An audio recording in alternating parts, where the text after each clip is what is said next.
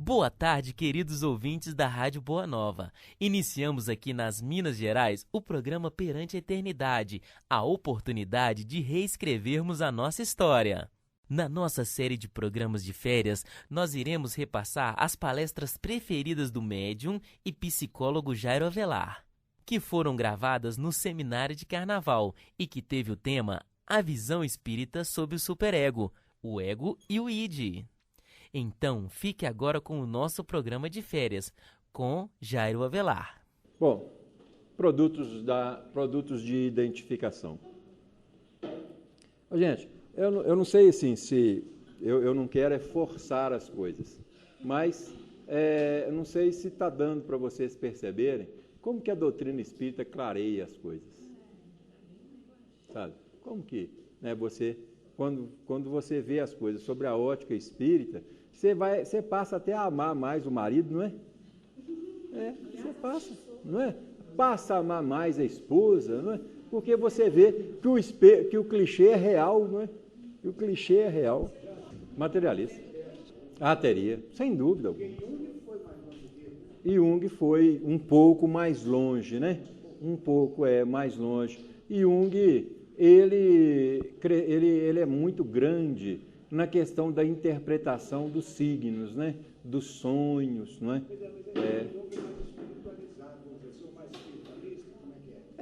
Mas eu não acredito muito nisso, não. Porque Jung era filho de pastores evangélicos ortodoxos, sabe? E Jung, ele vê a questão dos sonhos, ele vê a questão dos símbolos, mas ele também vê as coisas de uma situação muito material, sabe? Tanto um dos grandes livros de Jung é Tipos Psicológicos, né? Que ele fala da introversão e da extroversão. Mas ele vê essa questão dos tipos psicológicos muito materialmente, que se ele visse por uma ótica mais espiritualizada, mais aprofundada, ele teria dado um show. Né? Ele teria dado um show. Mas o que a gente entende é que estas pessoas não vieram para isso. Elas vieram para dar um passo científico, né? E para que a gente depois pudesse... Né? Agora que isso, vem outros, né? Vem outros que vão dando outros passos. Oi? Nessa linha de raciocínio que você está fazendo aí, a gente de fora, né? O Freud, ele foi pensar no impensável, você colocou. Justo. A doutrina espírita já estava aqui Codificada. Já tinha isso aqui. O próprio Isso. Ele já estava trabalhando no pensado. A própria religião. Justo. Né? Então a gente vai vendo que só com o tempo, com a aliança, nós somos, nesse particular que você colocou aí, abençoados, né? Porque nós estamos tendo essa oportunidade. Sim. Porque, por esse ponto de vista nosso hoje, o Freud também pode ser considerado como um missionário. Sim. Justo. Veja bem, nós estamos pegando uma carona nos conceitos, em vários conceitos, né, que ele trouxe, não é? Agora, nós estamos dilatando esses conceitos, não é? E isso, agora, se nós não tivéssemos esses conceitos disponíveis, talvez nós não estaríamos, não é, levando as coisas da maneira que são. E a segunda das três instâncias, o id, o ego e o superego, é corrente em psicanálise admitir que a noção de ego só se teria revestido de um sentido estritamente psicanalítico, técnico, após aquilo que se chamou a virada de 1920. Ou seja, por quê? Porque há nesta virada, não é, uma plenificação do ego, não é? Freud investe mesmo todos os estudos que ele tem, e ele começa a ter a grande percepção, não é? Que ele começa a perceber que o ego também tinha as suas faixas inconscientes e ele teria também as suas faixas conscientes.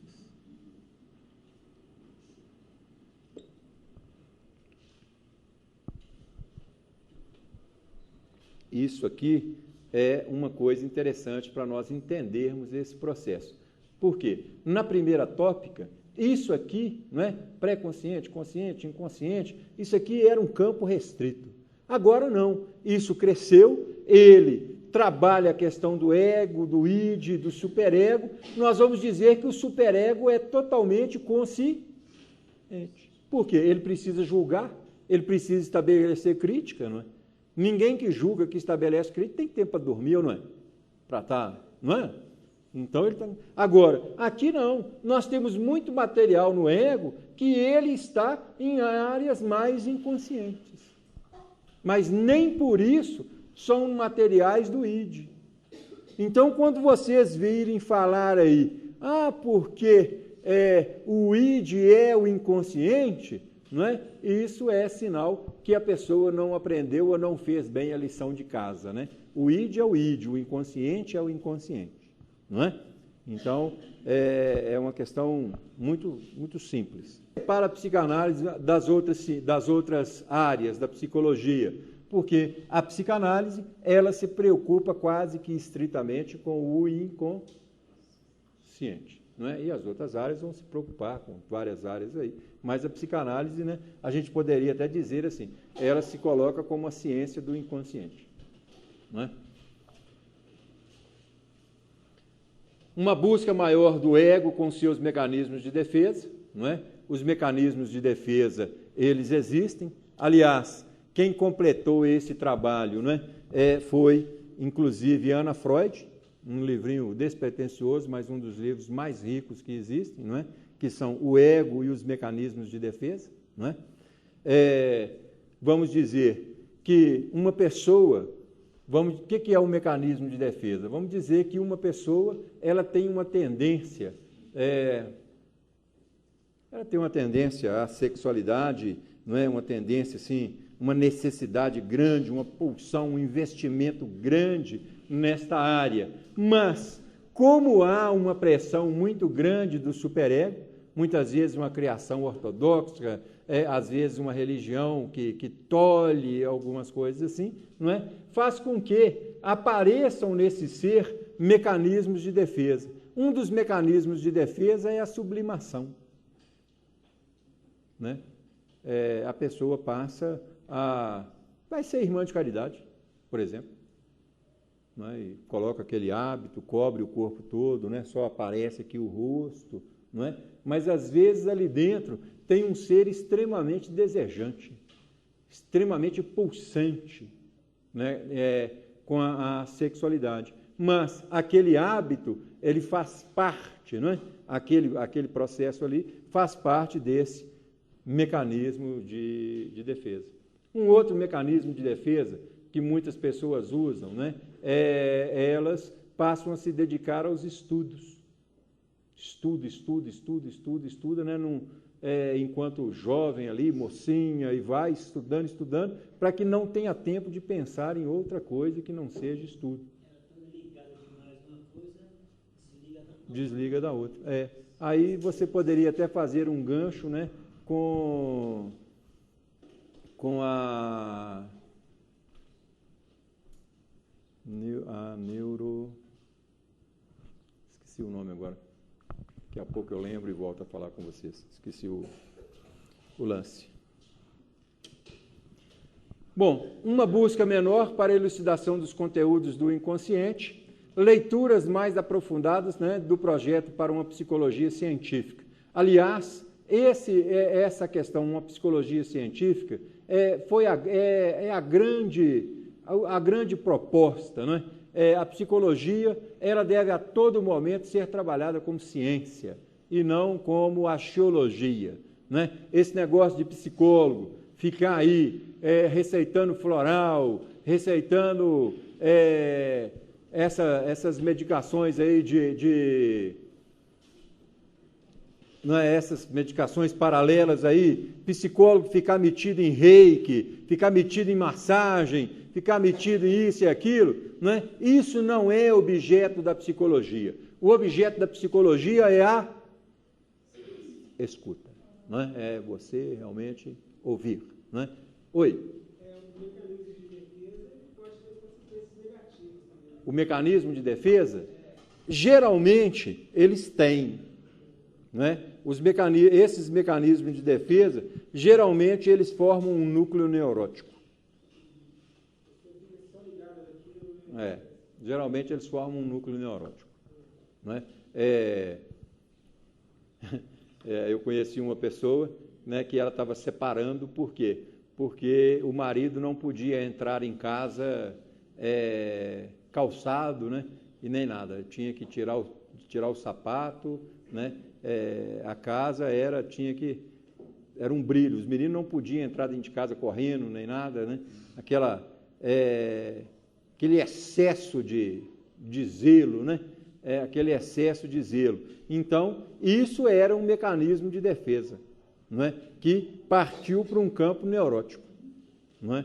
E essa pessoa, eu lembro assim, quando ela começou a trabalhar esse mecanismo de defesa, o corpo dela encheu de erupções. Ficou assim uma coisa, inclusive, até feia.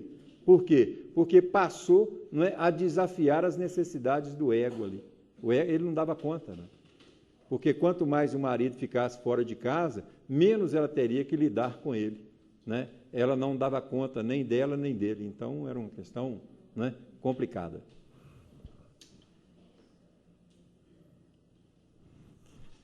Na realidade, como veremos, a história do pensamento freudiano é muito complexa. Por um lado, o estudo do conjunto dos textos freudianos não permite localizar duas acepções do ego correspondentes a dois períodos diferentes, não é? Isso porque Freud, ele tem uma coisa muito bonita, ele nunca, né, eu digo assim, até eu acho muito humilde, ele nunca deixou de rever os trabalhos que ele fez.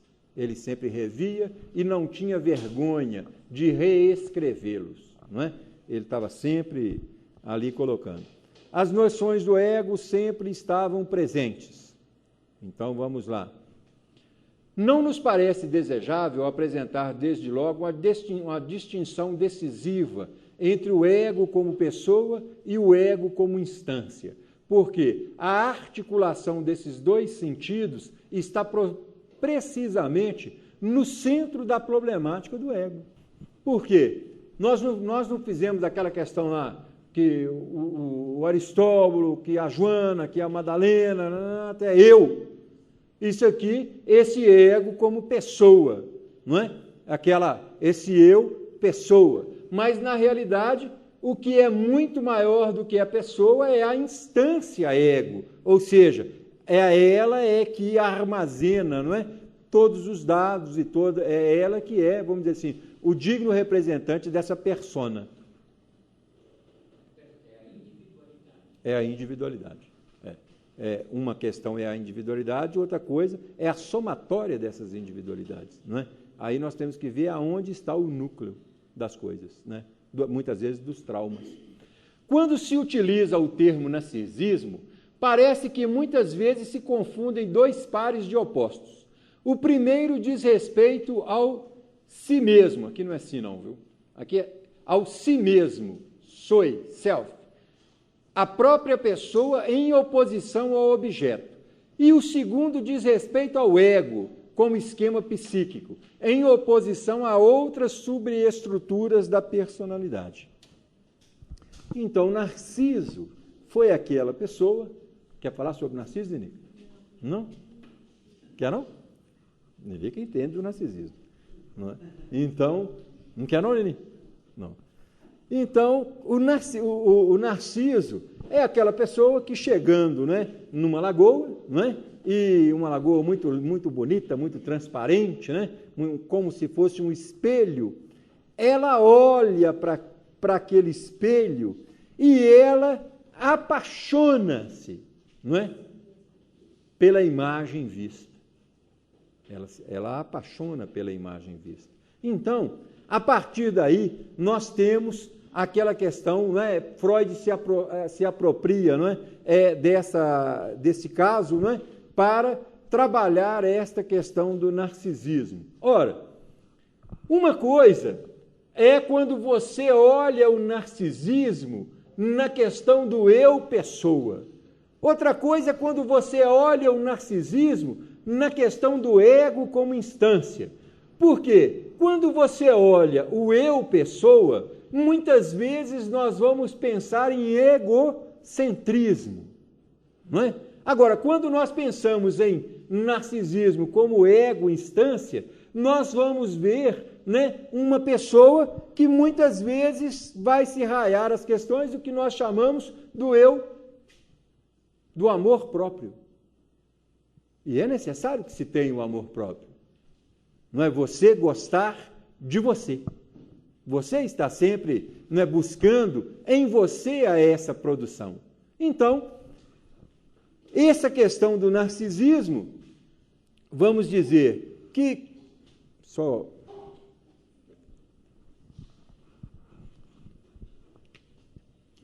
quando você vê, às vezes, no campo do amor próprio,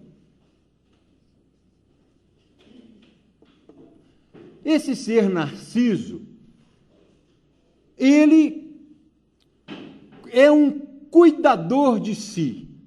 Ele preocupa-se demasiadamente consigo. Ele é um cuidador de si. Mas nem por ser cuidador de si, ele deixa de preocupar com os outros. Tá certo? Nem por ser um cuidador de si, ele deixa de preocupar com os outros. Agora, quando nós pegamos o narciso como eu, pessoa, nós vamos ver um ser que ele, na realidade, não é a questão do amor próprio, mas é a questão do egocentrismo, né? Ou seja, esse ego central se colocando como ponto de todas as atenções, mas ele não dá conta de se preocupar com os outros. Por quê? Toda a preocupação do egocêntrico é ele mesmo. Aliás, vale a pena nós falarmos em outro grande pensador, outro grande vulto, que eu tenho um respeito imenso pelo trabalho dele e procuro estar sempre lendo, que é Jacques Lacan, um francês, sabe? Lacan foi um dos grandes pensadores. À medida em que Freud foi o grande pensador das neuroses, Lacan é o grande nome das psicoses. Lacan tem, assim, trabalhos maravilhosos, não é? E Lacan, ele trabalha esta questão não pela questão do narciso, mas ele fala sobre a imagem do espelho. A imagem do espelho. Então, qual que é o espelho da criança? Os pais, não é? Então, a primeira imagem que a criança tem de si é a imagem projetada, muitas vezes, pela mamãe. Olha a responsabilidade das mães. A primeira imagem que a criança tem de si é, na realidade, a imagem projetada pelas mães. Então, dependendo da imagem projetada, ou seja, dependendo desse espelho, nós vamos ter para frente aí algumas situações um tanto quanto complicadas. E nem por isso, não é? Como pode até ter situações também descomplicadas. Então, vamos ver. Em Freud, nós vamos ver a questão do narciso. Em Lacan, nós vamos ver a questão da imagem do espelho, dessa projeção através dos espelhos. Nós voltamos já já com o médium Jairo Avelar, nos falando a respeito da visão espírita sobre o superego, o ego e o id. Estamos de volta com o programa Perante a Eternidade.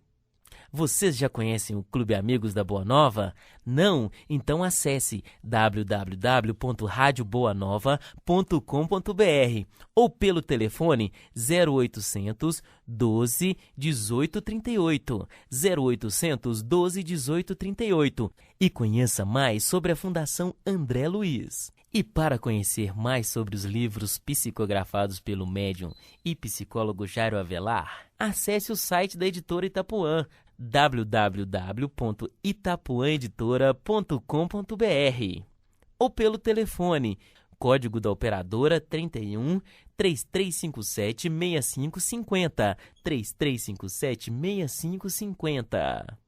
Vamos agora para a segunda parte da palestra sobre a visão espírita, sobre o superego, o ego e o id. Ora, está numa relação de dependência para as reivindicações do id.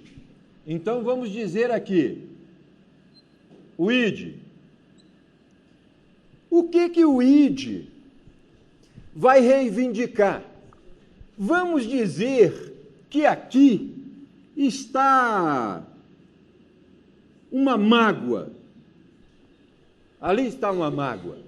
Mas ali, naquela situação, essa mágoa é inconsciente. Tá certo? Esta mágoa é inconsciente. Reivindicação. Então, o substrato desta mágoa,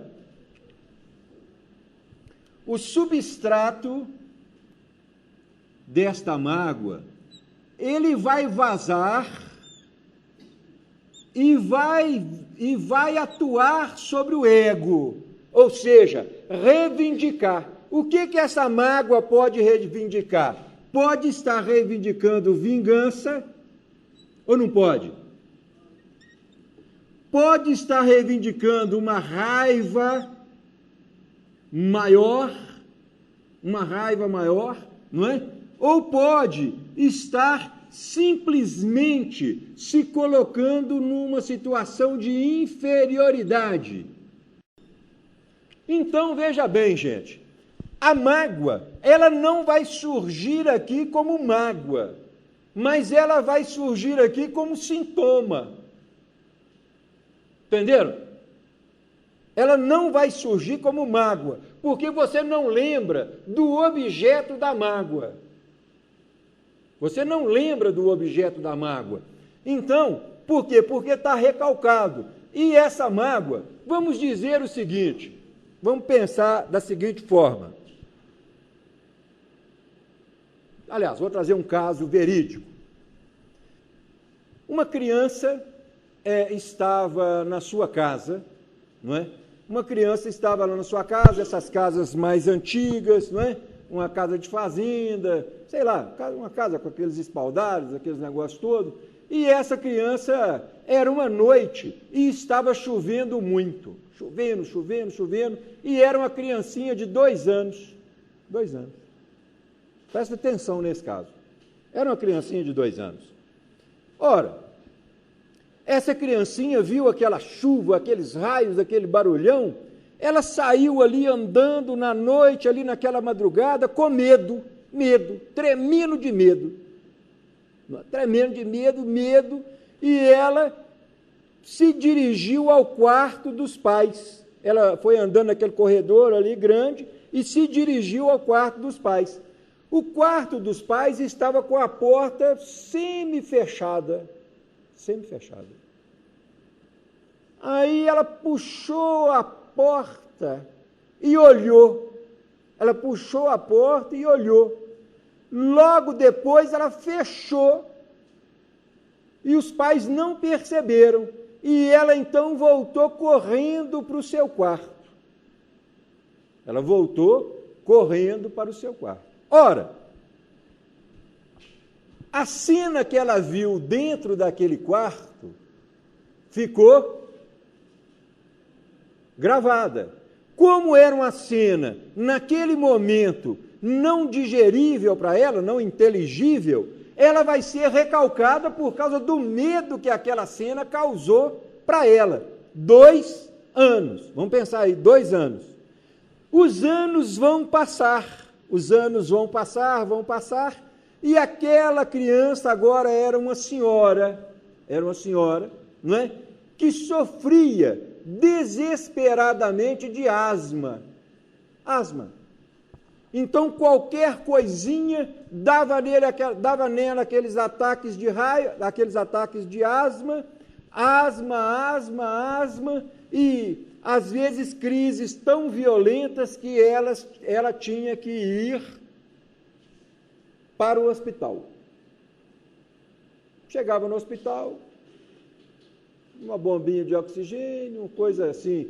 Pela crise que ela apresentava, os médicos ficavam sempre encucados, porque muito pouca coisa se fazia e ela melhorava.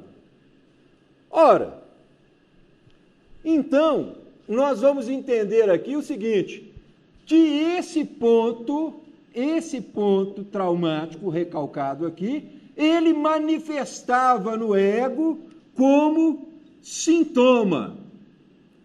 Sintoma, qual sintoma? Sintoma de asma. Mas o problema não era a asma, o problema era o recalque que estava no id. Tá certo? Por isso nós estamos falando das reivindicações. Aí, o médico aconselhou a esta senhora para que ela procurasse um analista, procurasse um profissional, para que ela pudesse ver aquela questão da asma, poderia melhorar alguma coisa. E o analista trabalha com ela habilmente, não é? E vai retrocedendo essa pessoa, vai fazendo com ela, né, uma regressão consciente, vai voltando, e ele então, ele volta à cena, vamos chamar assim, a cena primária, não é? E ela então diz assim, está chovendo muito. Ela descreve o quadro lá de trás. Está chovendo muito, está assim, está assado, e eu estou no corredor da minha casa, estou com muito medo, meu coração está acelerado, o coração dela acelerou mesmo. Ela repetiu o quadro de criança, não é? Então, ela diz assim, agora eu estou entrando no quarto dos meus pais, abri a porta. Aí o analista diz a ela assim, observa bem a cena, porque a cena estava viva ou não estava? A cena estava aqui, ó. Tá certo? E ele diz assim, o que está acontecendo? E ela diz assim, ela já uma senhora de 28 anos, ela diz assim, meu pai está matando a minha mãe.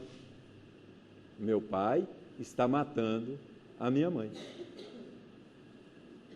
Aí o analista diz a ela assim, preste atenção,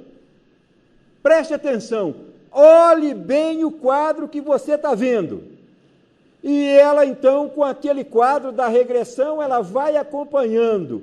Então, o analista diz a ela assim, olha, os seus pais estão num ato sexual. E ela foca. E ela fala assim, realmente é. Então, o que era a asma? A asma era aquele afã que ela registrou no quarto dos pais, e que ela guardou como trauma e manifestava como sintoma. Aí foi-se entender por que ela tinha asma. Porque todas as vezes que abria a possibilidade de ela entrar no ato sexual com seu marido, ela voltava à cena primária, que era do pai com a mãe. E aí justificava-se por que ela não dava conta da mesma forma que tem muitas pessoas que foram criados por pais violentos, não é? Pais às vezes que batia muito, pai às vezes que batia muito, e às vezes não dá conta do seu marido, não é? Ou mãe que não é, espancava, ou pais ébrios, não é, embriagados, isso e aquilo, uma série de coisas que, na realidade, causa essas situações, e isso é reivindicado, não é? Isso é reivindicado, e chega aqui no ego, manifesta muitas vezes como uma melancolia, como uma angústia, não é? Como uma situação de revolta, e você fala assim, mas por que você hoje está... Por que você hoje está depressivo? Ah, não sei, dormi tão bem, fiz assim, mas o porquê? Não é? Agora, quando nós vamos analisar esta questão do ego vista em Freud, quando nós colocamos a doutrina espírita, a coisa se complica mais, não é? Porque essas reivindicações, essas questões, elas podem estar nas vidas passadas. Nessa questão, não é? Nessa questão aí, nessas reivindicações, muitas vezes você vai ver a questão do transtorno obsessivo-compulsivo, do toque, não é? É uma maneira que você entende melhor. Eu conheci uma menina, não é?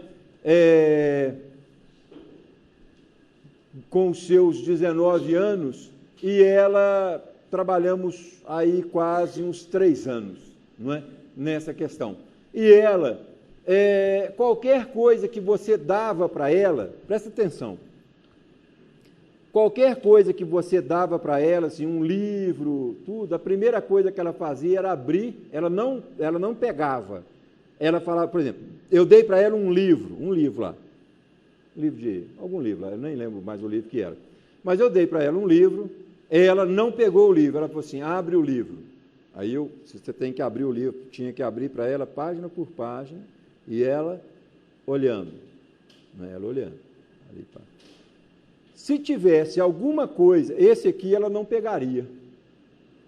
Se tivesse alguma coisa vermelha, ela não tocaria, em nada. E ela andava, nesse período de crise, ela andava assim no chão, ela andava assim, ó, como se ela tivesse um radar olhando o chão. E o grande medo dela era encontrar pelas ruas escarro, né? Essas cuspidas das pessoas, assim, escarro, e principalmente que tivesse sangue. Entenderam? Então ela andava com o radar assim. Dentro de casa era uma questão séria, porque ela não, a mãe, a irmã, que tinham que dar banho nela, ela não se tocava, principalmente nos órgãos genitais, ela não encostava, certo? E quando ela ia dormir, não é, a mãe, ela ficava em pé, a mãe tinha que arrumar a cama, mostrar para ela, né, assim, o lençol, a cama, puxar para lá, para cá, não é, olhar, para ver se tinha alguma mancha vermelha. O problema dela era o vermelho, não é? Todo vermelho para ela era sangue. E e aí a mãe, né, colocava o lençol, colocava a coberta, virava de um lado, do outro, e isso toda noite era esse ritual, não é? E as roupas dela, tudo tinha que mostrar para lá, para cá, todo dia era esse ritual.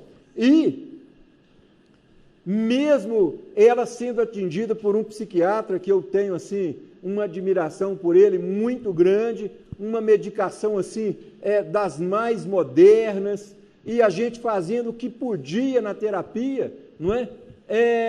Mas ela não... Aquilo estava assim um tanto quanto renitente. Existia mais uma outra questão. Esta menina, 19 anos e pouco, ela era apaixonada por um dos médicos que cuidou dela, um clínico geral. Ela apaixonou com ele. Então, na terapia, ela muitas vezes discutia comigo a questão assim, olha, você acha que eu tenho alguma chance com ele? Eu falava, olha, né, porque ela era uma menina muito pobre, sabe, assim, né? Eu falava, olha, eu acho que não, ele é casado, tem 2 filhos. Ela falou assim, aí olha como é que é as coisas. Não, mas isso não é nada não, que ele pode largar a esposa. Aí eu falava com ela assim, mas ele tem 2 filhos, é uma responsabilidade muito grande, mas ele pode ter comigo também. Era sempre dando o jeito dela, né, para que ele apaixonasse com ela. E ela falava comigo assim, você acha que eu devo falar com ela, devo falar com ele da minha paixão? Eu falava, olha, não e tudo, não é? Mas, na realidade, observava-se nela, ou seja, isso na alma.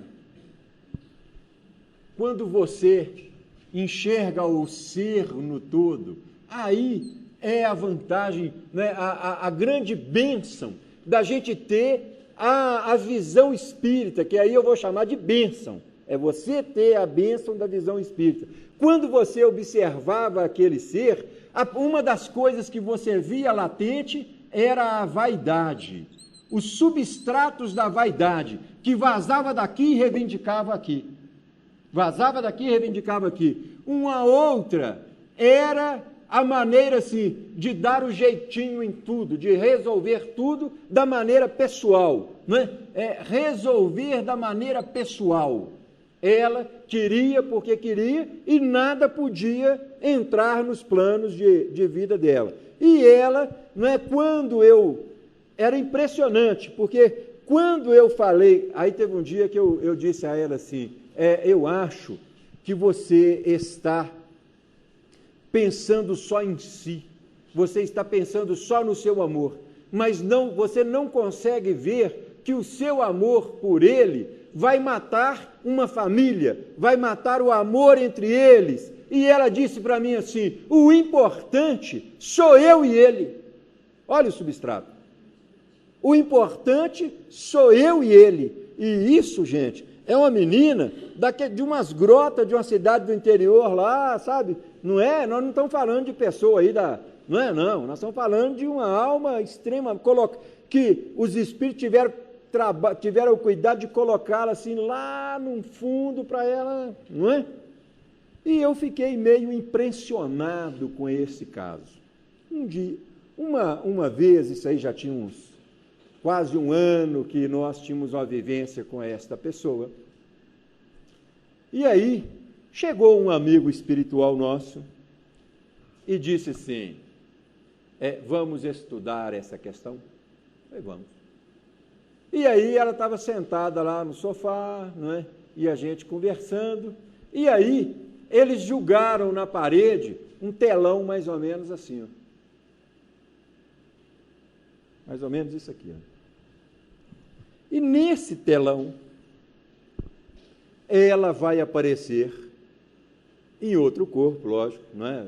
Lá atrás, toda bem vestida, toda maravilhosa, não é? E aí é que nós fomos tomar conhecimento que ela era uma mulher que transitava com todas as facilidades e todas as influências nos gabinetes de Richelieu. Olha, ao tempo lá atrás, nos gabinetes de Richelieu. E ela tinha influência. E ela chegava e falava de um, e ela chegava e falava de outro, né? E ela levava as coisas de acordo com as suas necessidades, de acordo com os seus interesses. E isso estava muito claro naquele corpinho doente de hoje. Estava muito claro. Não é? E aí aparece realmente uma pessoa que foi o grande amor dela lá. Foi o grande amor dela lá. E essa pessoa, eu observei e parecia com o médico mesmo que ela apaixonou. Olha aí, gente, é o substrato, né? São as reivindicações que vêm de um lado para outro. E disso ninguém está imune. Disso ninguém está imune.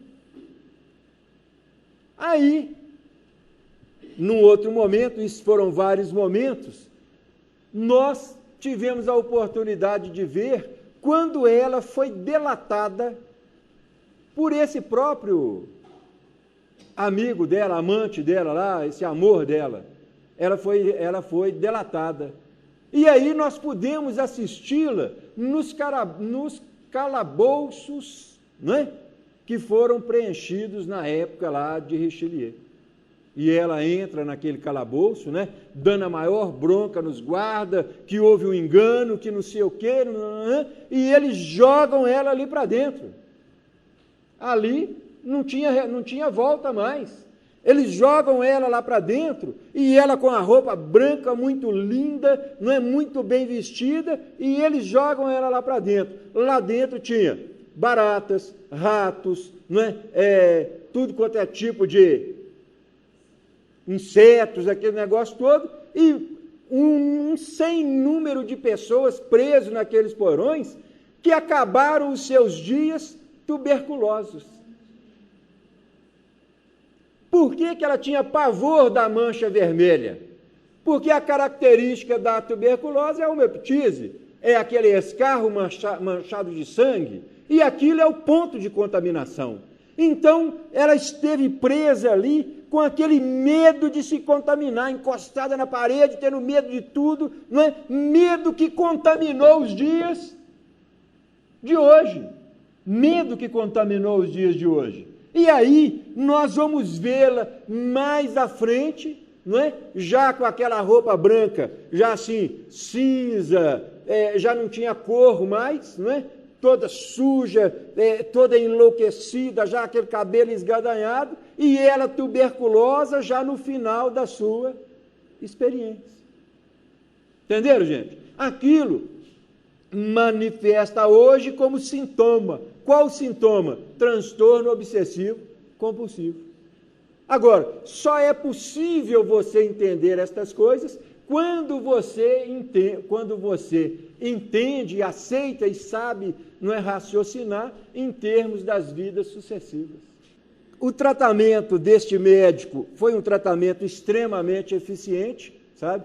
É um tratamento demorado, um tratamento assim, não é, bem lento e tudo, e os sintomas foram regredindo. Nós fomos avançando através da terapia com ela, avançando, e hoje, segundo me consta, não é, tive até com a mãe dela há pouco tempo, nós já estamos aí com quase 2 anos e meio, não é, ela num estado de remissão. Mas, não é? Tudo isso pode aflorar novamente.